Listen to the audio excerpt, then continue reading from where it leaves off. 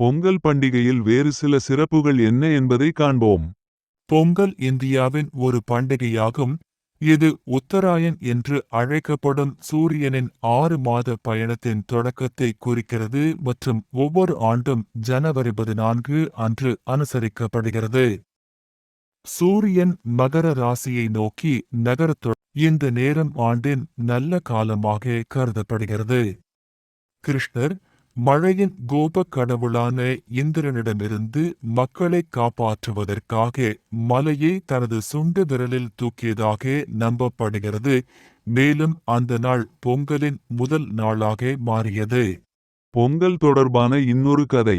சிவபெருமான் தனது காளை நந்தியை மாதத்திற்கு ஒருமுறை சாப்பிடவும் ஒவ்வொரு நாளும் எண்ணெய் குளியல் செய்யவும் மக்களுக்கு தெரிவிக்க அனுப்பியபோது நந்தி மக்களை தினமும் சாப்பிடவும் மாதத்திற்கு ஒருமுறை எண்ணெய் குளிக்கவும் சொன்னார். இதனால் கோபமடைந்த சிவபெருமான் நந்தியை பூமிக்கு அனுப்பி அதிக உணவு உற்பத்திக்காக அறுவடை செய்ய மக்களுக்கு உதவினார். அன்றிலிருந்து பொங்கல் அறுவடை திருநாளாக மாறியது.